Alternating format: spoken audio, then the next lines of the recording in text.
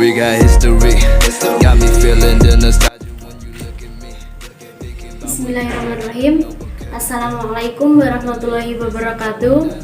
Perkenalkan, nama saya Wahidah Khairatul Fajariyah dari kelas 3 SMKA, asal sekolah Pondok Pesantren Al-Islam jurusan Melarat Ponorogo, alamat Cuper Jedes Ponorogo. Dan di sini saya akan mempresentasikan atau menjelaskan tentang materi VoIP. Langsung saja pada materi. Pengertian VoIP. VoIP merupakan akronim dari Voice over Internet Protocol. Disebut juga IP teleponi, internet teleponi, atau digital phone. Merupakan teknologi yang memanfaatkan teknologi internet untuk melakukan percakapan suara jarak jauh. Melalui media internet, data suara dikonversi menjadi kode digital untuk kemudian diteruskan sebagai paket-paket data di dalam jaringan. Tidak melalui sirkuit analog telepon seperti biasanya. Jadi sederhananya, definisi singkat dari VoIP adalah suara yang ditransfer melalui internet protokol atau IP. Fungsi VoIP. Fungsi utama VoIP adalah sebagai media percakapan suara jarak jauh dengan memanfaatkan jaringan internet. Dengan media internet, biaya percakapan menjadi semakin lebih hemat jika dibandingkan dengan telepon konvensional, apalagi untuk sambungan jarak jauh antar negara. Contoh VoIP. Contoh dari teknologi VoIP antara lain aplikasi messenger seperti Line, WhatsApp, dan WeChat. Kemudian ada juga aplikasi video conference seperti Zoom, Skype, dan lain sebagainya. Cara kerja VoIP. Suara analog yang diambil dari speaker perangkat akan dikonversi menjadi sebuah paket data.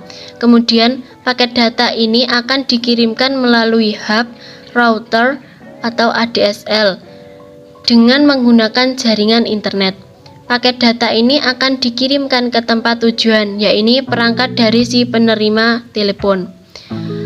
Perangkat data ini dikirimkan ke remote destination setelah sinyal analog diubah menjadi data digital dengan analog to digital converter atau ADC. Ketika data digital tersebut sudah sampai di perangkat lawan bicara, maka akan dikonversikan kembali menjadi suara analog dengan digital to analog converter atau DAC. Perlu diingat bahwa teknologi VoIP ini tergantung sepenuhnya terhadap kualitas jaringan internet, baik yang dimiliki oleh penelpon maupun penerima telepon. Kini, beberapa pesawat telepon sudah dapat terhubung dengan jaringan VoIP. Kemampuan VoIP untuk terhubung dengan Private Automatic Branch Exchange atau PABX memungkinkan panggilan telepon dari perangkat komputer ke pesawat telepon atau nomor extension di kantor. Protokol VoIP. Yang pertama, protokol yang sudah dipakai dalam mengimplementasikan VoIP. Yang kedua, H.323. Yang ketiga, MGCP, Media Gateway Control Protocol. Yang keempat, SIP atau Session Initiation Protocol. Yang kelima, RTP atau Real Time Transport Protocol. Yang keenam, SDP atau Session Description Protocol. Yang ketujuh, IAX Inter-Asynchronous Exchange. Kelebihan VoIP. Yang pertama, biaya lebih rendah untuk sambungan langsung jarak jauh. Kedua, penggunaan bandwidth yang lebih kecil daripada telepon biasa. Yang ketiga, memungkinkan digabung dengan jaringan telepon lokal yang sudah ada. keempat, berbagai bentuk jaringan VoIP bisa digabungkan menjadi jaringan yang besar.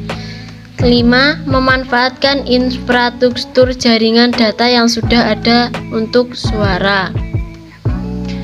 Kekurangan VoIP. Yang pertama, kualitas suara tidak sejernih jaringan PSTN.